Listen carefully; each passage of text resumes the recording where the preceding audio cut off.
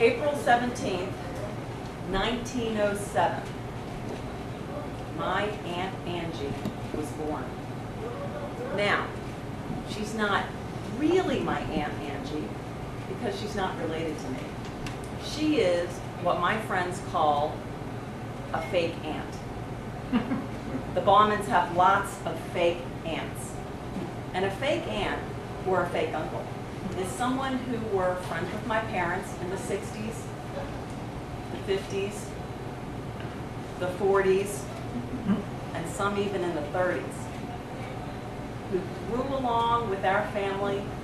And as we grew up, the term Mrs. Skinner was a little too formal, so we started calling her Aunt Angie. Well, we all can do the math, and last year was Aunt Angie's 100th birthday. This was a great event.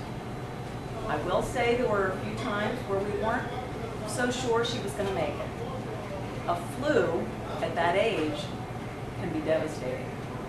A little imbalance of medication, that also can be hard to deal with when you're 98, 99.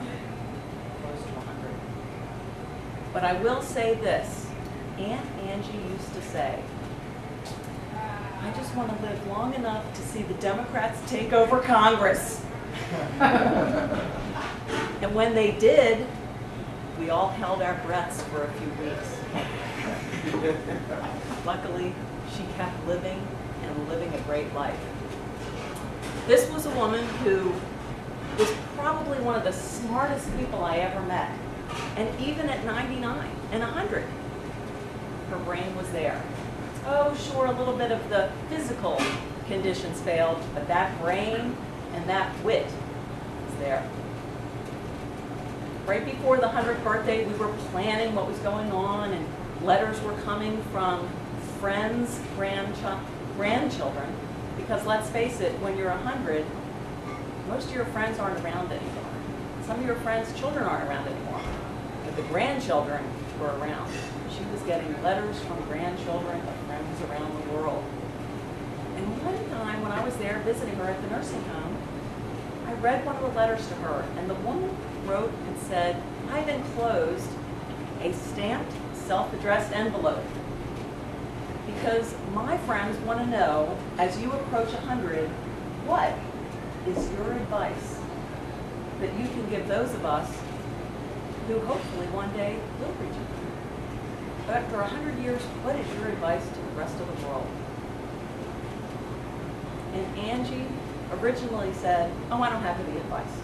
But we egged her on, and we got a little bit of information from her. And she had two pieces of advice that I want to share with you today. It really touched me. Her first piece of advice was this: be nice to everyone. Because you don't know who you're going to need to depend on when you're 100. My mother visited her every week in the nursing home. My mother's not a relative. She was a friend. Be nice to everyone. You never know who you're going to have to depend on. And also, she said, never lose your sense of humor. I got there at about 11:30 one day. I was supposed to be there at 11. The door to the elevator opens, and there's Aunt Angie sitting in her wheelchair. And she says, "You're late."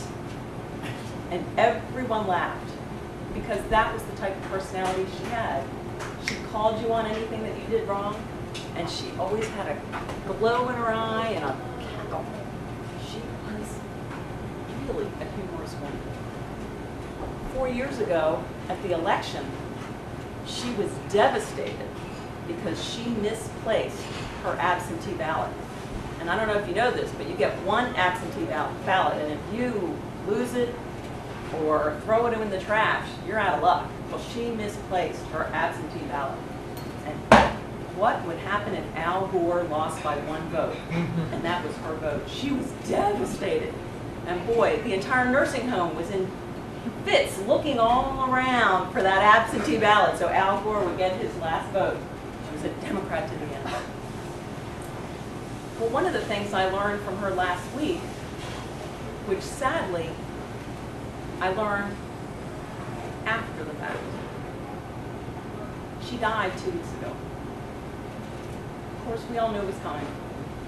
She was going to be 101 this April. It was her time. But when they cleaned out her room, they found a manila envelope with every letter that I had written her since she went to the nursing home. I wrote to her once a week. Sometimes it was 3 sentences. Sometimes it was a Texas postcard. Sometimes it was one of those 3 note cards you get in the mail from a charity. But every week I wrote to her. Sometimes it was hard. Sometimes I had to chase down those stamps. Sometimes I had to beg a stamp off someone else. Real letters. But what she taught me was one little bit of kindness can mean so much to another person, and you don't even know it. My letters meant that to her. So let's all learn from a fake aunt. Be kind to everyone. You never know who you need to depend on.